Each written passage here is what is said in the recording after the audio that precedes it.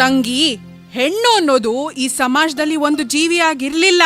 ಅವಳು ಆಸ್ತಿ, ವರ್ಣ, ವಂಶ ರವಾನಿಸೋ ಒಂದು ಯೋಜನೆ ಆಗಿದ್ಲು. Oh, you mean like a project? ಹ್ಞೂ, ಈ ಜಾತಿ ಆ ಜಾತಿ ಸೇರ್ಬಾರ್ದು, ಆ ವರ್ಣ ಈ ವರ್ಣ ಬೆರಿಬಾರ್ದು, ಈ ಆಸ್ತಿ ಆ ಆಸ್ತಿ ಅವ್ರಿವ್ರ ಕೈ ಸೇರ್ಬಾರ್ದು. ಹಿಂಗೆಲ್ಲ ಆಗ್ಬಾರ್ದು ಅಂದ್ರೆ ಹೆಣ್ಣಿಗೆ ಯೋಚಿಸೋ ಶಕ್ತಿ ಕೊಡಬಾರ್ದು. ಹಾಗೆ ಅವಳಿಗೆ ಒಪ್ಪಿಗೆ ಇದೆಯೋ ಇಲ್ವೋ, ಅವಳ ಬುದ್ಧಿ ಮತ್ತು ಮೈ ಮಾಗಿದೆಯೋ ಇಲ್ವೋ, ಅವಳಿಗೆ ಜಾತಿಯಲ್ಲೇ ಮದುವೆ ಮಾಡಿಸ್ಬಿಡೋದು. ಹೆಣ್ಣು ಆಸ್ತಿ ತಗೋಬರ್ತಾಳೆ, ಹಾಗಾಗಿ ಒಬ್ಬ ಗಂಡಿಗೆ ಹೆಚ್ಚೆಚ್ಚು ಮದುವೆ ಮಾಡಿಸಿದಷ್ಟು ಹೆಚ್ಚೆಚ್ಚು ಆಸ್ತಿ ಬರುತ್ತೆ. ಒಂದ್ ವೇಳೆ ಗಂಡ ಸತ್ರೆ ಅವಳು ನಿನ್ಯಾವ ಗಂಡು ನೋಡದೇ ಇರ್ಲಿ, ಹಾಗ ಅವಳು ಬೇರೆ ಸಂಸಾರ ಮಾಡದೇ ಇರ್ಲಿ ಅಂತ ಅವಳು ತಲೆ ಬೋಳಿಸ್ತಿದ್ರು. ಅವಳು ಮನೆ ಬಿಟ್ಟು ಆಚೆನೆ ಬರಂಗಿರ್ಲಿಲ್ಲ. ಹೇ ನನ್ನಪ್ಪ ಸರ್ದಾರ ಕುಡುಗಿದನಯ್ಯ.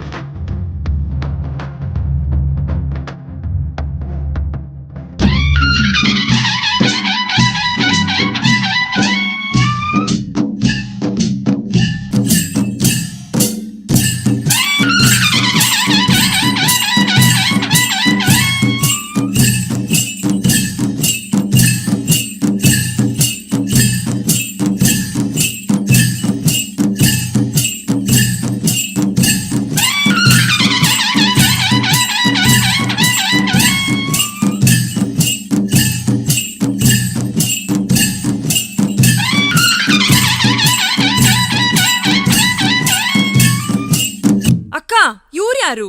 ಇವರು ನಮ್ಮ ಮೈಸೂರು ಸಂಸ್ಥಾನದ ಮಹಾರಾಜ ಜಯಚಾಮರಾಜೇಂದ್ರ ಒಡೆಯರ್.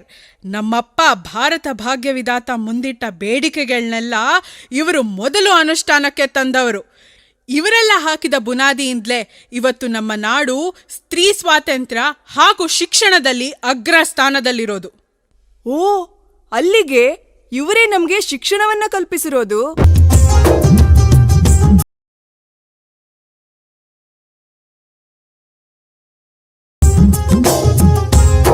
ಅಯ್ಯೋ, ಐ ಕಾಂಟ್ ವೇಟ್ ಎನಿಮೋರ್. ಅಕ್ಕ, ಅಣ್ಣ, ಯಾರು ನನ್ನ ದೇಶದ ಭಾಗ್ಯ ವಿಧಾತ?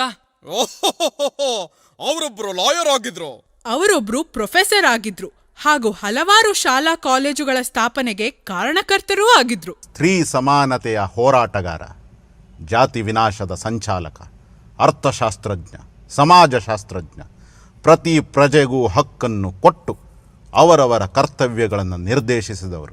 ನಮ್ಮ ಸಂವಿಧಾನದ ಶಿಲ್ಪಿ, ಭಾರತ ಭಾಗ್ಯ ವಿಧಾತ, ಭಾರತ ರತ್ನ ಡಾಕ್ಟರ್ ಬಾಬಾ ಸಾಹೇಬ್ ಭೀಮರಾವ್ ಅಂಬೇಡ್ಕರ್.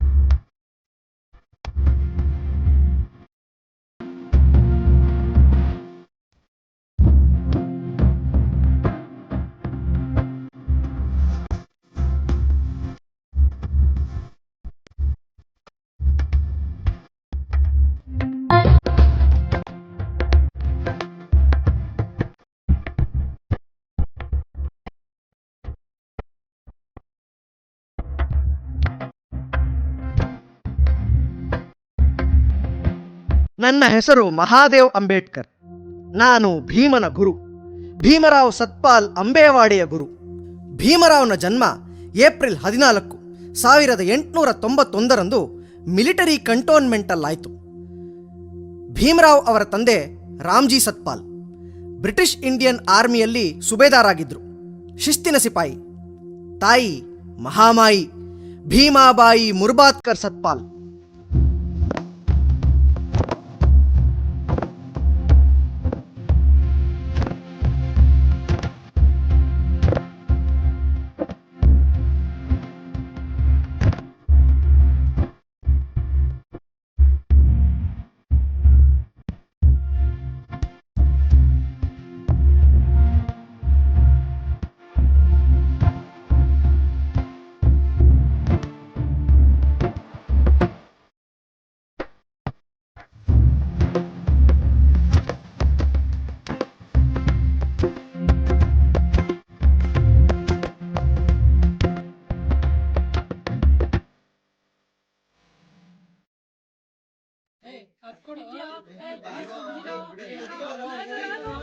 ಅಯ್ಯೋ ಈ ಮಕ್ಕಳು ಎಷ್ಟು ತುಂಟ್ರಪ್ಪ.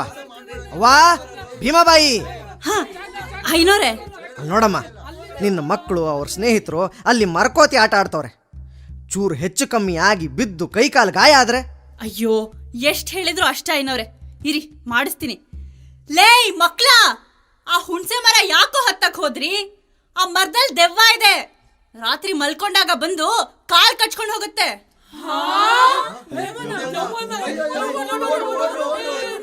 ಭೀಮಾ ಬಾರೋ, ಅಲ್ಲಿ ದೆವ್ವ ಇದೆಯಂತೆ. ಲೇ, ನಿನ್ನೆ ಹತ್ತಿದ್ವಿ, ಮೊನ್ನೆ ಹತ್ತಿದ್ವಿ, ತಿಂಗಳಿಂದ ಹಚ್ತಾ ಇದೀವಿ. ಅವತ್ತೋ ಬರ್ದಿರೋ ದೆವ್ವ ಇವತ್ ಬಂದ್ಬಿಡತ್ತಾ? ಅವೋ ನಂಗೆಲ್ಲ ಗೊತ್ತಿಂದ ಆಟ. ಇರು ಮಾಡಿಸ್ತೀನಿ. ನಿಲ್ಲೋ ನಿಲ್ಲೋ, ನಿಲ್ಲು ಹೇಳ್ತೀನಿ. ನೋಡು ನಿಂಗೆ ಮಾಡ್ತೀನಿ. ಮನೆಗ್ ಬಂದು ನೋಡೋ ಊಟ ಹಾಕೋದು. ಬಿಡು ಭೀಮಾಬಾಯಿ, ನಿನ್ನ ಮಗ ಎಂತಹ ಚಾಣಾಕ್ಷ ಗೊತ್ತಾ? ಲೇ ಭೀಮಾ, ನೀನು ಹಿಂಗೆ ಇರೋ. ಯಾರು ಏನೇ ಹೇಳಿದ್ರು ನೀನು ಸತ್ಯವನ್ನು ಯಾವತ್ತೂ ಪರೀಕ್ಷೆ ಮಾಡ್ತಾನೇ ಇರು. ನಮಸ್ತೆ ಸರ್. ಏಯ್, ನೀವಿಬ್ರು ಹೇಳ್ರ ಮೇಲೆ ಆಚೆ ಹೋಗಿ ಕುತ್ಕೊಳ್ರು. ಏಯ್ ಚಿಚೆ, ಎತ್ಕೊಳ್ಳಿ, ಹರ್ಕೊಳ್ಳಿ. ಪ್ರತಿದಿನ ಇದನ್ನ ತಗೊಬಂದು ಇದ್ರ ಮೇಲೆ ಕುಂತ್ಕೊಳ್ಳಿ.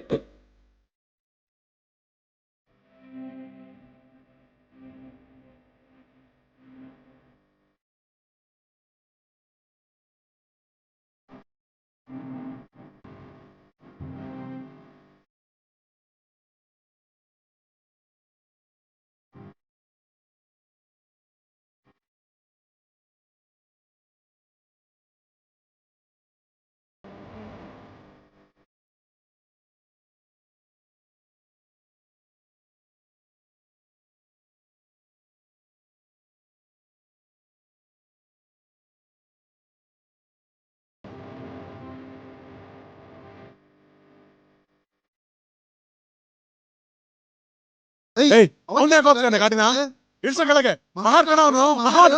ಏಯ್ ಇಳಿಯ ಕೆಳಗೆ. ಏಯ್ ಇಳಿಯೋ ಅಂದ್ರೆ ನಿನ್ನ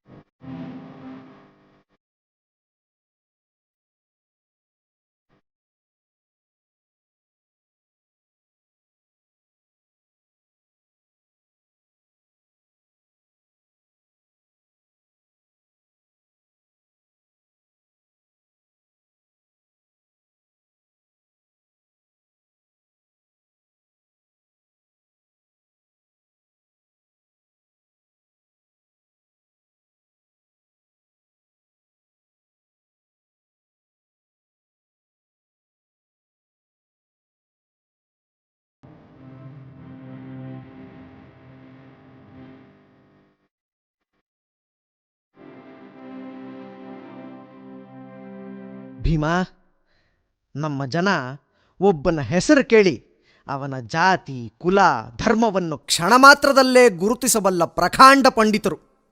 ಅದಕ್ಕೆ ನಿನ್ನ ಓದು ಮತ್ತು ಸಾಧನೆಗೆ ಅಡ್ಡವಾಗಿರುವ ನಿನ್ನ ಜಾತಿ ಸೂಚಕ ಹೆಸರನ್ನು ತಿದ್ದಿಬಿಡೋಣ. ಇಂದಿನಿಂದ ನಾನು ನಿನ್ನ ಗುರು ಮಹಾದೇವ್ ಅಂಬೇಡ್ಕರ್ ನಿನ್ನ ಹೆಸರನ್ನು ಭೀಮರಾವ್ ಸತ್ಪಾಲ್ ಅಂಬೇವಾಡಿಯಿಂದ ಭೀಮರಾವ್ ಅಂಬೇಡ್ಕರ್ ಅಂತ ಬದಲಾಯಿಸುವೆ. ನಮ್ಮ ವಂಶದ ಹೆಸರಿನ ವಾರಸುದಾರ ನೀನೇ. ಮುಂದೊಂದು ದಿನ ಈ ಹೆಸರು ಇಡೀ ಲೋಕದಲ್ಲಿ ಘೋಷವಾಕ್ಯ ಆಗಲಿದೆ.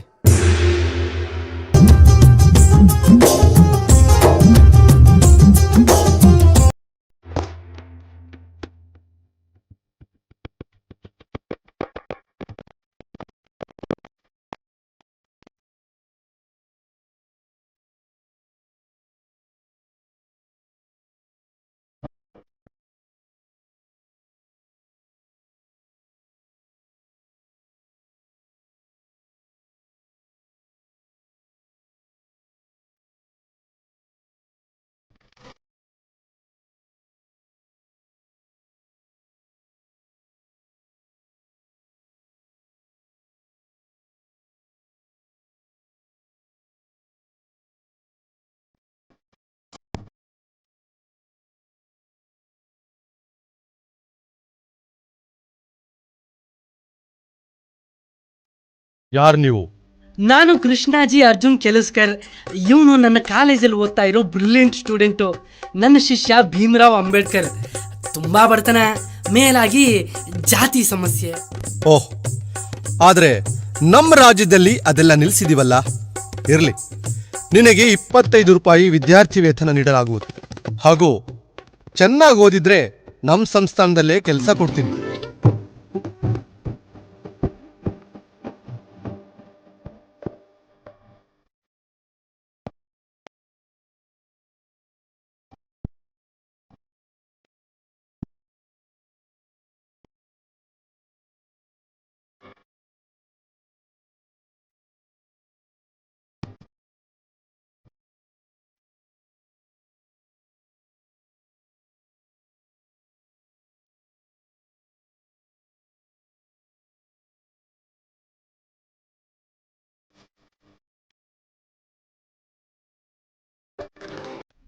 ಏನೇ ರಮಾಬಾಯಿ, ತುಂಬಾ ಖುಷಿಯಾಗಿದೆಯಾ? ಹೂ ಸಕ್ಕು, ಇವತ್ತು ಅವರು ಕೊಲಂಬಿಯಾದಿಂದ ಬ್ಯಾರಿಸ್ಟರ್ ಆಗಿ ವಾಪಸ್ ಬರ್ತಾ ಇದ್ದಾರೆ. ಮತ್ತೆ ನನಗಿಂತ ಇವನ್ಗೆ ಹೆಂಗ್ ಗೊತ್ತಾಯ್ತು? ಈ ಸೀಸರ್ ತುಂಬಾ ಖುಷಿ ಪಡ್ತಾ ಇದ್ದಾನೆ. ಏನೇ ಹೇಳಮ್ಮ, ನೀನೇ ಪುಣ್ಯವತಿ. ಹೌದೇ ಮಳ್ಳಿ, ನನಗೀಗ್ಲೂ ನನ್ನ ಮದುವೆ ದಿನ ನೆನಪಿದೆ. ನಂಗೆ ಓದೋದು ಬರಂಗಿಲ್ರಿ. ಹೌದಾ? ಏನು ಹೆದರ್ಬೇಡ, ನಾನು ನಿಂಗೆ ಓದೋದು ಬರೆಯೋದು ಕಲಿಸ್ತೀನಿ. ಇನ್ಮುಂದೆ ರಾತ್ರಿ ಮಲಗೋ ಸಮಯ 2 ತಾಸು ಅಕ್ಷರಾಭ್ಯಾಸ ಮಾಡೋಣ.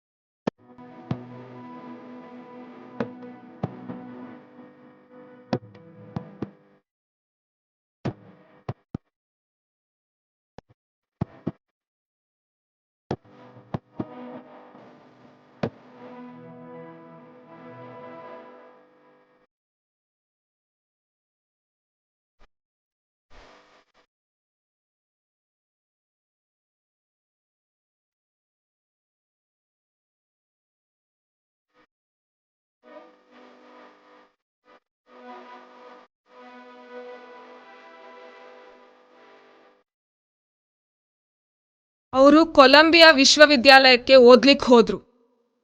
ನಮ್ಮ ಕೊಳಗೇರಿಯ ಹಾಳು ಗಾಳಿ ಸೇವಿಸಿ ನನ್ನ ಮಗ ರಮೇಶ ಕೊನೆ ಉಸಿರೆಳ್ದ. ಮಗ ಸತ್ತು ವಿಷಯ ಅವ್ರಿಗೆ ಗೊತ್ತಾದ್ರೆ ಎಲ್ಲ ಅವ್ರು ಓದ್ ಹಾಳಾಗತ್ತೋ ಅಂತ ನಾನು ಅವ್ರ ಹಿಂದೆ ಬರೋ ತನಕ ಅವ್ರಿಗೆ ವಿಷಯ ತಿಳಿಸ್ಲಿಲ್ಲ. ಆಮೇಲೆ ಇನ್ನಿಬ್ರು ಮಕ್ಕಳು ಗಂಗಾಧರ ಹಾಗೂ ರಾಜರತ್ನ, ಇಬ್ರು ಮಕ್ಕಳು ಕೂಡ ಇದೇ ಗಾಳಿ ನೀರು ಕುಡ್ದು ಸತ್ ಹೋದ್ರು. ಆಗ ಅವರು ಲಾಯರ್ ಆಗಿ ಹೆಸರು ಮಾಡ್ತಿದ್ರು. ಇನ್ನಿಲ್ಲಿರೋದು ಒಳ್ಳೇದಲ್ಲ ಅಂತ ಬೇರೆ ಕಡೆ ಮನೆ ಕೇಳ್ಕೊಂಡು ಹೋದ್ವಿ. ನನ್ನ ಗಂಡ ಈ ದೇಶದ ಪ್ರಪ್ರಥಮ ಕಾನೂನು ಮಂತ್ರಿ ಆದಾಗ ಹಿಂದೂ ಕೋಡ್ ಬಿಲ್ ಅಂತ ಒಂದು ಕಾನೂನನ್ನ ಮುಂದಿಟ್ರು. ಅದರಲ್ಲಿ ಹೆಣ್ಣು ಮಕ್ಕಳಿಗೆ ಕಡ್ಡಾಯ ಶಿಕ್ಷಣದ ಹಕ್ಕು, ಆಸ್ತಿಯಲ್ಲಿ ಹಕ್ಕು, ಡಿವೋರ್ಸ್ನ ಹಕ್ಕು ಎಲ್ಲ ಕೊಟ್ಟು ಅವರನ್ನ ತಮ್ಮ ಕಾಲ ಮೇಲೆ ನಿಲ್ಲೋ ಹಾಗೆ ಮಾಡೋ ಕನಸ್ಕೊಂಡ್ರು. ಆದರೆ ಅವತ್ತು ಆ ಹಿಂದೂ ಕೋಡ್ ಬಿಲ್ ಪಾಸ್ ಆಗಲಿಲ್ಲ. ಈ ದೇಶದ ಹೆಣ್ಣು ಮಕ್ಕಳಿಗೆ ನಾನು ಸಮಾನ ಹಕ್ಕುಗಳನ್ನ ದೊರಕಿಸ್ಕೊಡಕ್ಕಾಗ್ಲಿಲ್ಲ ಅಂತ ನನ್ನ ಬ್ಯಾರಿಸ್ಟರ್ ಸಾಹೇಬ್ರು ತಮ್ಮ ಕಾನೂನು ಮಂತ್ರಿ ಪದವಿಗೆ ರಾಜೀನಾಮೆ ಕೊಟ್ರು. ಹಾ, 106 ಅಪರಾಧಗಳನ್ನ ಮಾಡಿದ್ರೂ ರಾಜೀನಾಮೆ ಕೊಡದೇ ಇರುವಂತಹ ಜನರಿರ್ಬೇಕಾದ್ರೆ ತಾನು ಅಂದುಕೊಂಡಷ್ಟು ಹಕ್ಕುಗಳನ್ನ ಕೊಡಿಸಲಾಗಲಿಲ್ಲ ಅಂತ ರಾಜೀನಾಮೆ ಕೊಟ್ರು ಅಂದ್ರೆ ಎಂತ ಮಹಾನ್ ವ್ಯಕ್ತಿಯ ಮನುಷ್ಯ.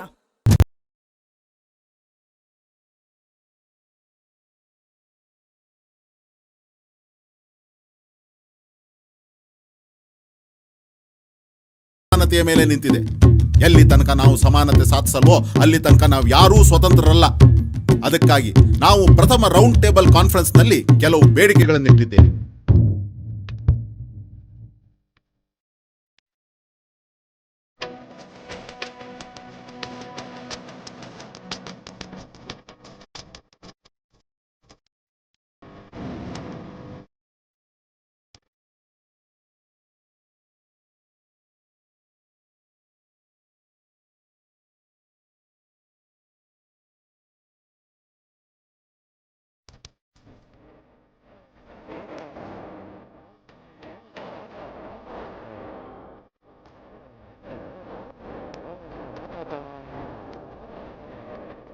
ಈ ನೆಲದ ಮೂಲ ನಿವಾಸಿಗಳಾದ ಆದಿವಾಸಿಗಳನ್ನ ಬ್ರಿಟಿಷ್ ಸರ್ಕಾರ